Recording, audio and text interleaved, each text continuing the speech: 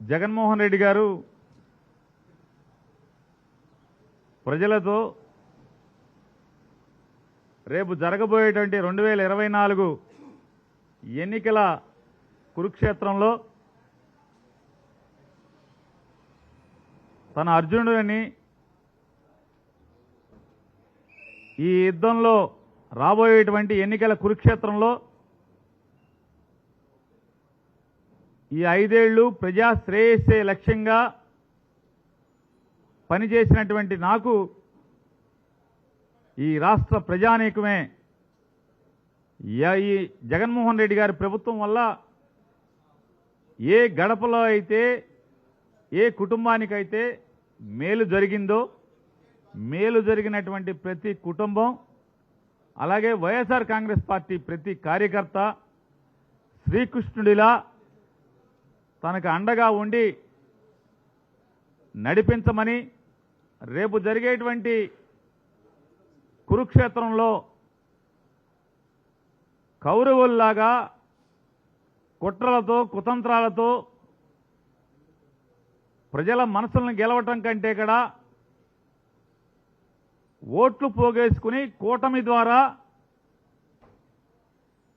కౌరవ సైన్యంలాగా మందిగా వస్తున్న వారిని మట్టి కరిపించటానికి నాకు అండగా ఉండండి శ్రీకృష్ణులాగా అని చెప్పని ఆయన మాట్లాడుతుంటే ఆయన ప్రజల్ని ప్రజల్ని అడుగుతూ ఉంటే జనసేన పార్టీ అధ్యక్షుడు పవన్ కళ్యాణ్ గారు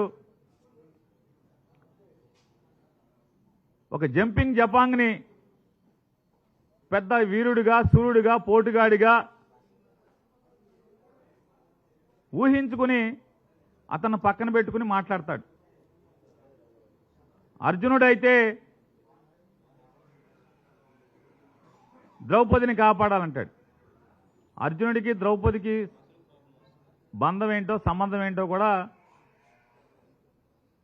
వీరికి తెలియదు. సరే పోతే పోయింది.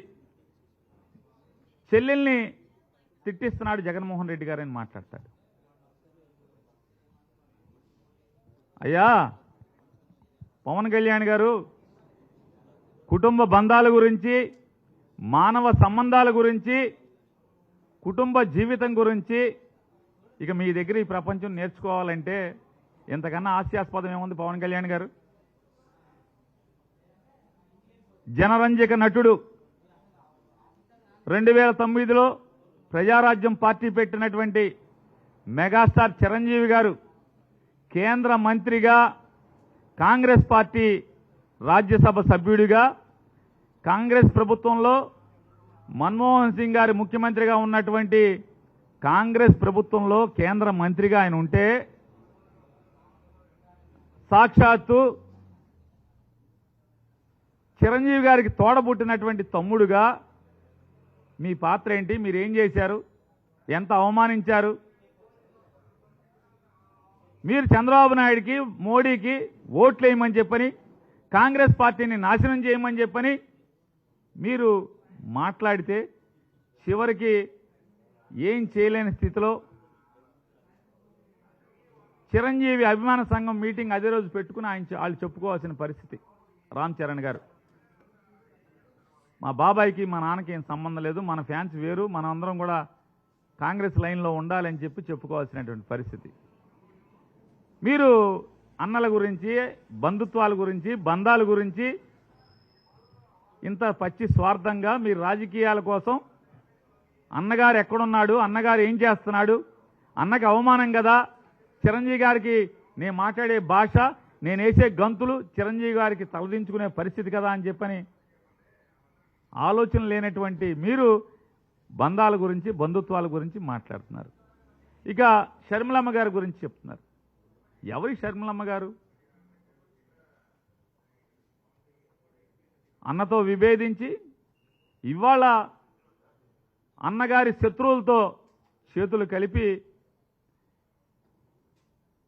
10 ఏళ్ల క్రితమేమో మా కుటుంబాన్ని చిన్నాభిన్నం చేస్తున్నారు, నా తండ్రి ద్వారా అధికారాన్ని పొంది నా తండ్రితో సహా మా కుటుంబాన్ని ఇబ్బందులు పాలు చేస్తున్నారు. అన్యాయంగా అక్రమంగా కేసులు కట్టి మమ్మల్ని బజారు పాలు చేస్తున్నారు అని చెప్పి మాట్లాడినటువంటి ఆవిడ ఇవాళ అదే జెండా మోసే స్థితిలో అది ఆవిడది ఏ రకమైనటువంటి నడవడిక? జెండా మోయటమే కాకుండా ఇవాళ బజారుకి ఎక్కి సొంత అన్నని ఏ రకంగా మాట్లాడుతుందో ఆవిడ.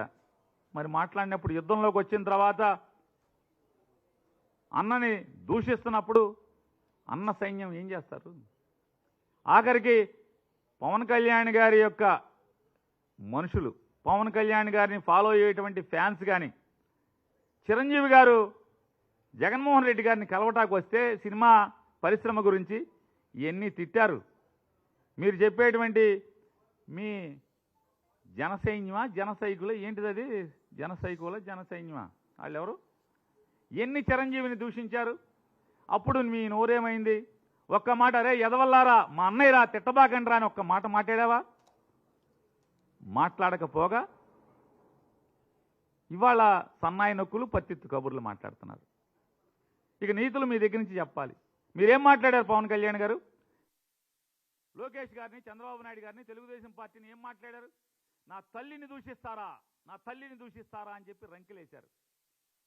సిగ్గు శరమన్నోడు ఎవడన్నా నిజంగానే తల్లి, తండ్రి, చెల్లి అనేటువంటి భార్య అనేటువంటి బంధాలకు విలువిచ్చేవాడు అయితే తల్లిని తిట్టిన వాళ్ళని ఇవాళ ఎవడైనా తల్లిని తిట్టిన వాడిని ఏం చేస్తారు?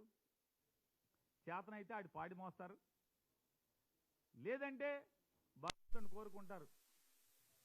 వాడికి ఇంత దుర్మార్గంగా నేను ఆడికి మేలు చేస్తే నా తల్లిని తిట్టారు, అవమానించారు కాబట్టి భగవంతుడా వారి పాపాలని కడిగయ్యో లేకపోతే వాళ్ళ పాపాలకు తగ్గ శిక్ష అయ్యో అని కోరుకుంటారు. కానీ మనం ఏం చేస్తున్నాం? పల్లకి మోస్తున్నాం. తల్లిని తిట్టిన వాళ్ళ లేదా నువ్వు ముఖ్యమంత్రి అవ్వాలి, నువ్వు ముఖ్యమంత్రి అవ్వాలి, మా ప్రాణం పెడతాము, మేము చచ్చిపోతాం అని చెప్పని ఏ రంగం వేస్తున్నటువంటి మీ వాళ్ళందరినీ కూడా అరే మనకి సీన్ లేదురా, మీరు మనం పల్లకి మోయటమేరా, మనం ముఖ్యమంత్రి అవ్వలేము, నేను ఎమ్మెల్యేని అవ్వలేను, మీరు ఆగండి అని చెప్పని ఇట్లాంటి స్థైర్యాన్ని చంపే మాటలు మాట్లాడేవాడిని ఏమంటారు భారతంలో? యుద్ధం చేయాల్సిన వాడిని, యుద్ధానికి సిద్ధమైనటువంటి వ్యక్తుల్ని మానసిక స్థైర్యాన్ని చంపేవాడిని ఏమంటారు? శల్యుడు అంటారు. నవయుగ భారతంలో, కలియుగ భారతంలో శల్యుడి పాత్ర పవన్ కళ్యాణ్ పోషిస్తున్నాడు. అది మాట వాస్తవమా కాదా? యుద్ధం చేస్తున్నట్టే అంటే యుద్ధానికి సిద్ధమైనటువంటి జన సైనికుల్ని నిర్వీర్యం చేస్తూ వాళ్ళ మానసిక స్థితిని చంపేస్తూ వాళ్ళ ధైర్యాన్ని చంపేస్తున్నటువంటి అండి ఇవాళ కలియుగ శల్యుడు నువ్వు.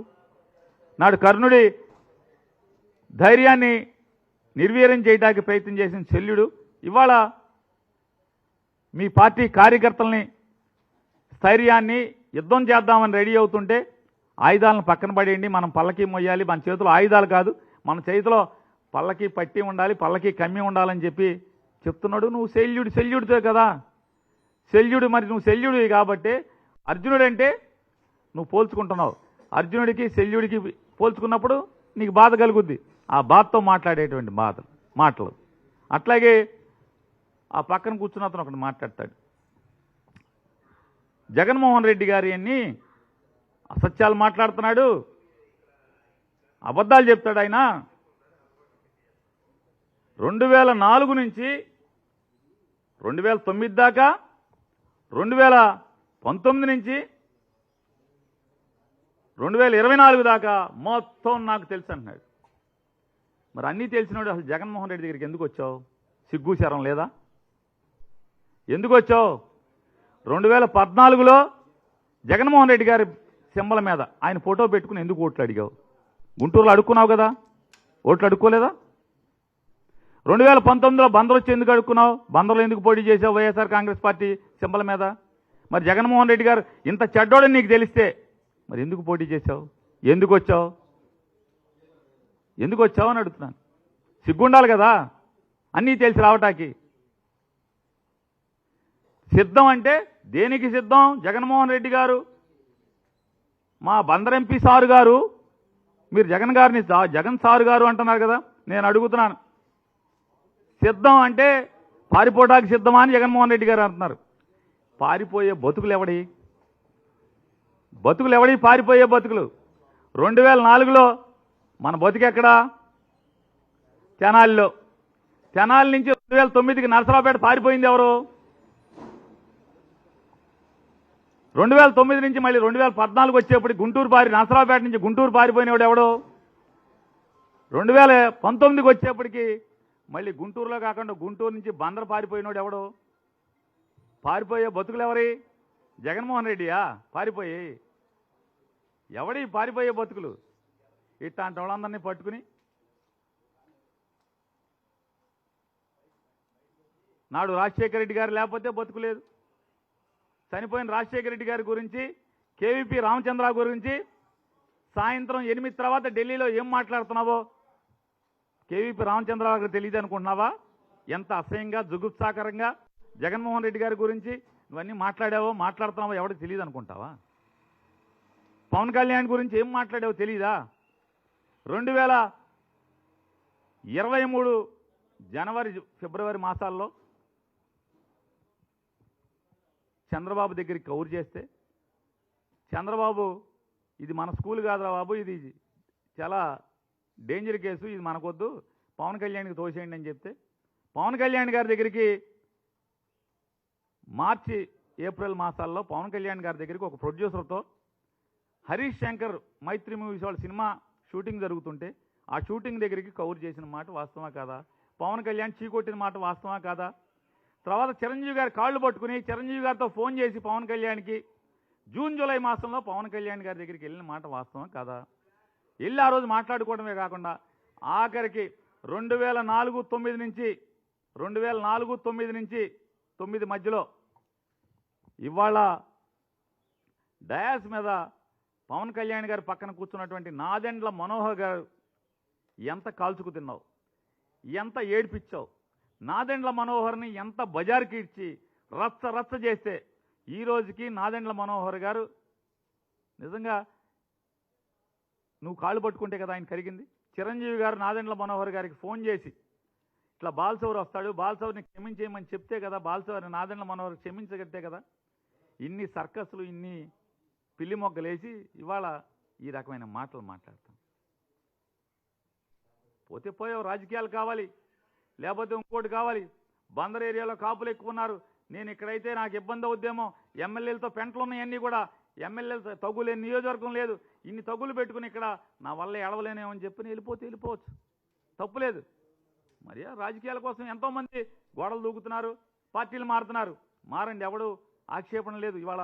ఎందుకంటే ఇది కలియుగం, కాలమంట చచ్చింది, పదవి కోసం ఎంత గడ్డైనా కరుస్తున్నారు మనుషులు. సరే కానివ్వండి, దాని గురించి ఇబ్బంది లేదు, తప్పు లేదు, ఎందుకంటే లోకమంట చచ్చింది కాబట్టి. కానీ అటుకెళ్ళి మాట్లాడతాం ఈ భాష. నిజంగా సిగ్గు శరం ఉన్నవాళ్ళైతే ఎవడైనా నాదెండ్ల మనోహర్ కాళ్ళు పట్టుకుంటారు ఎవడైనా?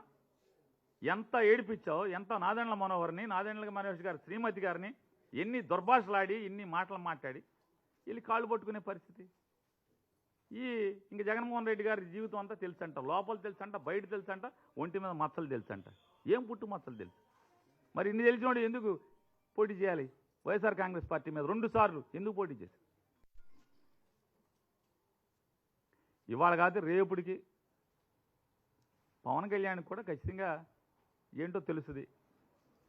ఈ అరువు జుట్టు ఎట్టుకుని, జుట్టు కూడా మంద కాదు కదా, ఎవడో జుట్టు కదా, జుట్టుతో సహా అరువు జుట్టులు తెచ్చుకుని ఈ అరువు పార్టీలు, అరువులు.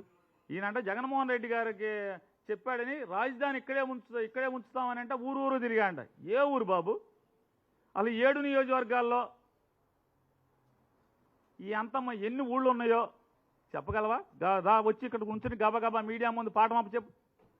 ఎన్ని ఊళ్ళు ఉన్నాయి, ఏ ఊళ్ళో సర్పంచ్ ఎవడు, ఏ ఊళ్ళో ఎంపీటీసీ ఎవడు, ఏ ఊళ్ళో ఎంపీపీ ఎవడు, అసలు మా బందర్లో కార్పొరేటర్లు ఎవడు పోటీ చేశాడు, ఎవడు గెలిచాడు, ఎవరికైనా ఓటు అడిగామా? కాబట్టి గోడ దూకటం తప్పులేదు, పార్టీలు మారటం తప్పులేదు, పదవి కోసం ఏ గడ్డిగైనా కరగటం తప్పులేదు. కానీ ఈ రకంగా ఆశ్రమం ఇచ్చిన వాడిని నీకు అర్హత ఇచ్చిన వాడిని, అధికారం ఇచ్చిన వాడిని ఈ రకంగా కించపరుస్తూ మాట్లాడటం. దేవుడు ఉన్నాడా జగన్మోహన్ రెడ్డి గారికి? దేవుడు మీ ఒక్కడికే, జగన్ సారు మీకు ఒక్కడికే దేవుడు ఉన్నాడా మాట్లాడు. ఎంపీ సారు నీలాంటి వాడికి దేవుడు ఉంటాడా? ఇన్ని గోడలు దూకినోడికి, ఇంతమందిని వెన్నుపోటు పొడిచినోడికి, ఇంతమందిని మోసం చేసినోడికి ఎవడైనా సాధారణంగా ఏం చెప్తారంటే, ఒకడు ఒక చోట నుంచి ఒక అధికారి ట్రాన్స్ఫర్ అయ్యాడు, లేదే మనం ఒక ఊరు నుంచి ఒక ఊరికి మారాం, ఒక పేట నుంచి ఒక ఊరికి మారాం, అద్దెంట్లోకి మారాం. ఏం చెప్తారు? ఏమండి కావాలంటే పలానా బజార్లో మేము ఉండొచ్చామండి, ఆయన ఒకసారి అక్కడ ఆ బజార్లో ఒకసారి నా గురించి ఎంక్వైరీ చేయండి అని చెప్తాం ఎవరైనా. ఒక్కసారి తెనాలిలో, లేదా ఒక్కసారి నరసరావుపేటలో, ఒక్కసారి గుంటూరులో, ఇవాళ రేపు బందర్లో ఎంక్వైరీ చేసుకుంటే తెలుస్తుంది ఎవరెవరేంటనేది. ఇవాళ పవన్ కళ్యాణ్ గారికి ఒకటే చెప్తున్నాం, అన్నని అవమానపరిచిన, మానవ సంబంధాలకు విలువ ఇవ్వనటువంటి పవన్ కళ్యాణ్ గారు, అన్నని అవమానించే పరిస్థితుల్లో రాజకీయాలు నడిపినటువంటి మీరు, అన్నగారు ఒక రాష్ట్ర ముఖ్యమంత్రి దగ్గరికి సినీ పరిశ్రమ గురించి చర్చలు జరపడానికి వచ్చినప్పుడు వచ్చిన మనిషి గురించి మీ ఫ్యాన్స్ అందరూ కూడా దుర్భాషలాడితే ఏం మాట్లాడారు? మీరు మాట్లాడే భాష ఏంటి? ఇవాళ మీరు చెప్పే సూక్తులేంటి? ఇవాళ తల్లిని తిట్టినటువంటి, తల్లిని దూషించినటువంటి పార్టీ పల్లకి మోస్తున్నటువంటి మీరు, అలాగే అన్నని దూషించేటువంటి, శత్రువులతో చేతులు కలిపి అన్నని దూషిస్తున్నటువంటి షర్మిల గారు, మీ ఇద్దరూ కలిసి ఇవాళ అర్జునుడు అంటే తప్పు మాట్లాడే పరిస్థితులుంటే 100కి 100% చెప్తున్నాం. ఇది కలియుగం. భారతంలో ఏ రకంగా అయితే ఉందో, ఇవాళ భారత రామాయణాలని పిల్లలకి ఎందుకు బోధిస్తారు? ఎందుకంటే దాంట్లో మంచిని చూసి మోటివేట్ అవ్వమని చెప్పని. ఖచ్చితంగా నేడు కలియుగం ఏది, ఈ కలియుగంలో కూడా ఈ మీలాంటి చంద్రబాబు నాయుడు, లోకేష్, పవన్ కళ్యాణ్, కాంగ్రెస్ పార్టీ, సోనియా గాంధీ, అలాగే సిపిఐ పార్టీ, అలాగే ఇట్లాంటి జగన్మోహన్ రెడ్డి గారిని వ్యతిరేకించేటువంటి శక్తులన్నీ కూడా కౌరవుల్లాగా, ఇవాళ కలియుగ కౌరవుల్లాగా జగన్మోహన్ రెడ్డి గారి మీద దాడి చేస్తుండే. 100కి 100% ఇది పెత్తందారులకి పేదలకి మధ్య జరగబోతున్నటువంటి ఈ కలియుగ యుద్ధంలో 100కి 100% మీరు ఒప్పుకున్నా ఒప్పుకోకపోయినా జగన్మోహన్ రెడ్డి గారి అర్జునుడి పాత్రే, ఈ రాష్ట్ర ప్రజలది, వైఎస్ఆర్ కాంగ్రెస్ పార్టీ కార్యకర్తలది, వారిది శ్రీకృష్ణుని పాత్రే అని చెప్పని మరొకసారి మీకు చెప్తున్నాం.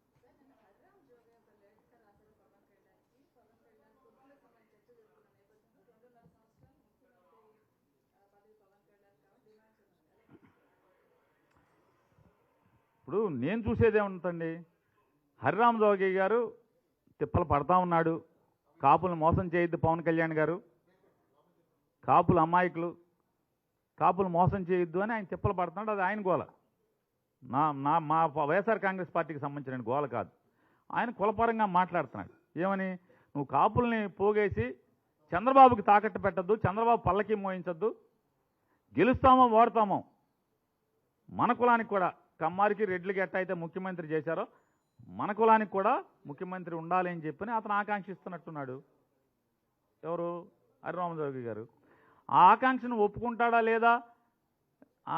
లేదు, నాకు పల్లకి మోయటమే నాకు అలవాటైన వ్యవహారం, నా కుర్చీలో కూర్చునేటువంటి అర్హత, ఆకాంక్షలు లేవు అని చెప్తాడా? వాళ్ళిద్దరూ చూసుకోవాల్సిన అంశం. ఇందులో మీరు నేను మాట్లాడటానికి ఏముంటుంది?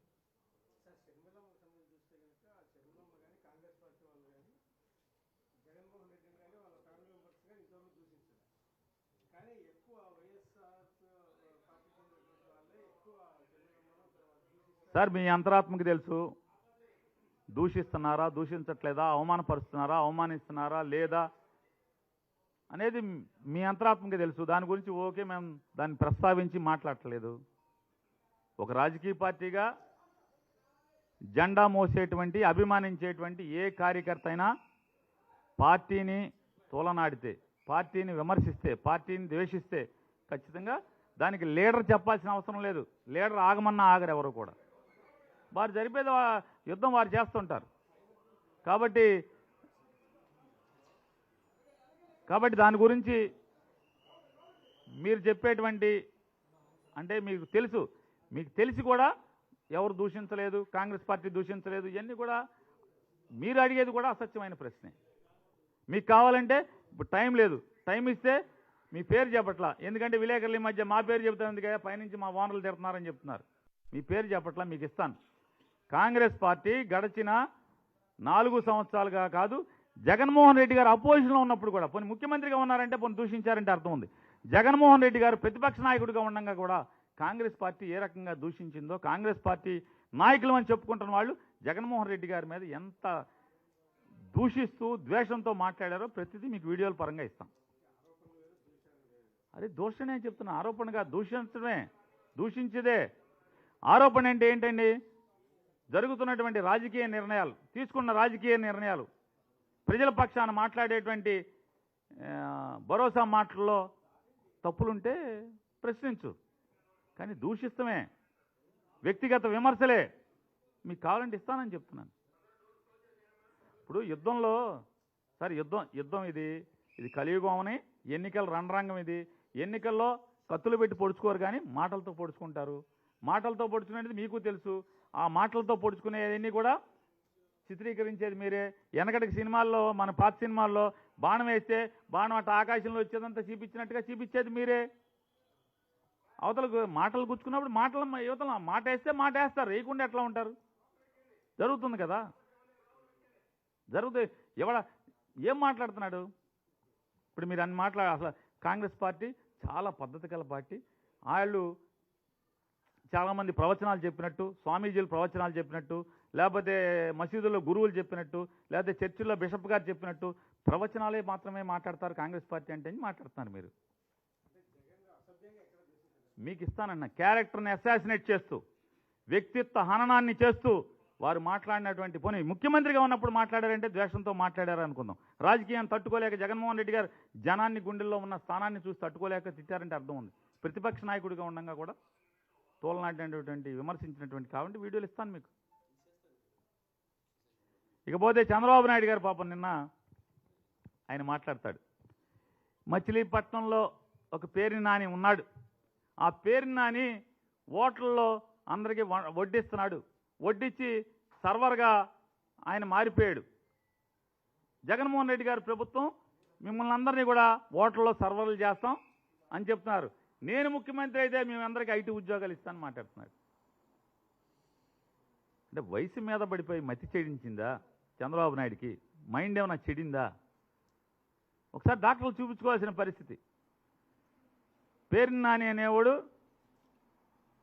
ఎమ్మెల్యే ఉద్యోగం చేస్తూ ఎమ్మెల్యేగా తన పార్టీ అంటే తన కోసం అహర్నిశలు కష్టపడుతున్నటువంటి వైఎస్ఆర్ కాంగ్రెస్ పార్టీ కుటుంబ సభ్యులందరినీ కూడా ఒక సభకు తీసుకెళ్తూ, మా నాయకుడు ప్రసంగించే సభకు తీసుకెళ్తూ వారికి భోజనం పెట్టేటువంటి కార్యక్రమం. వారికి గబాలన ఒక్కసారి ఒక హోటల్లోకి వెళ్ళి 130 మంది ఒకసారి మేము 4 బస్సుల్లో వెళ్ళి కూర్చుంటే నాతో పాటు ఉన్నటువంటి వాళ్ళ గబాలన సర్వర్లు ఎక్కడ ఉంటారు హోటల్లో?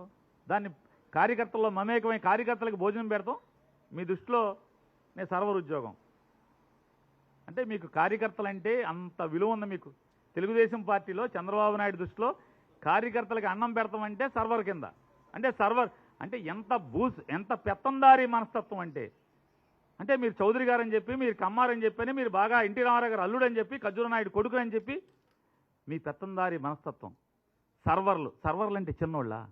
సర్వర్లు ఓట్లు కావాలి, మాట మాడితే సర్వర్లు. సర్వర్లు వ్యక్తిత్వం లేదా? సర్వర్లు మనుషులు కాదా? వాళ్ళ కుటుంబాలు లేవా?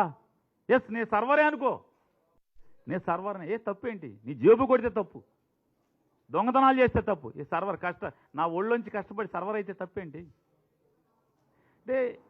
అంటే ఎంత పెత్తందారీ మనస్తత్వం, బూర్జువా మనస్తత్వం, ఎంత కులహంకారం, పేదోడంటే ఎంత చిన్న చూపు. అందుకే జగన్మోహన్ రెడ్డి గారు చెప్తున్నాడు, ఇదిగో ఇది చంద్రబాబు నాయుడు, ఇది పవన్ కళ్యాణ్, వీళ్ళు పేదలకు వ్యతిరేకం, పెత్తందారి మనస్తత్వం ఇది. అందుకే పెత్తందారులతో మన పోరాటం, పేదలకు అండగా పెత్తందారులకి వ్యతిరేకంగా మన పోరాటం అని చెప్పాడు. చూడు ఎంత చిన్న చూపో చంద్రబాబు నాయుడికి. సర్వర్లు అంటే సాఫ్ట్వేర్ ఉద్యోగం అయితే ఆడు చేసేదేంటి? అక్కడికి వెళ్ళి సాఫ్ట్వేర్ ఉద్యోగంలో చేసేదేంటి? కొట్టి చాకరీ కాదా, వెట్టి చాకరీ కాదా సాఫ్ట్వేర్ ఉద్యోగం చేసేది? పని గంటలు ఉంటాయా? అర్ధరాత్రి అపరాత్రి తెల్లవారులు ఎప్పుడు పడితే అప్పుడు పని చేయించుకోరా? అక్కడ ఏమన్నా ఓనర్ ఏంటి? ఏమన్నా అక్కడ జీతానికే కదా పని చేసేది? సర్వర్ ఇక్కడ జీతానికే పని చేస్తున్నాడు. సర్వర్ అయితే తప్పేంటి?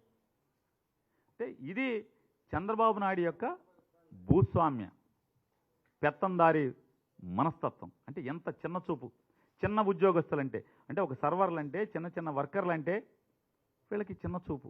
కాబట్టి ఇట్లాంటి మనస్తత్వం ఉన్నటువంటి అయ్యా కార్యకర్తలారా, చంద్రబాబు నాయుడు మనసులో కార్యకర్తలకు ఏ పాటి విలువ ఉంది, అట్లాగే ఈ సమాజంలోని చిన్న చిన్న జీవితాలు అనుభవిస్తున్నటువంటి వారికి ఎంత విలువ ఉందో ఒక్కసారి చూసి రేపు 24 జరుగుతున్నటువంటి ఎన్నికల కురుక్షేత్రంలో కాల్చి వాత పెట్టి ఇట్లాంటి పెత్తందారి మనస్తత్వంలోని కుర్చీలో కూర్చొనివ్వద్దని మనస్ఫూర్తిగా మేము కోరుకుంటున్నాను.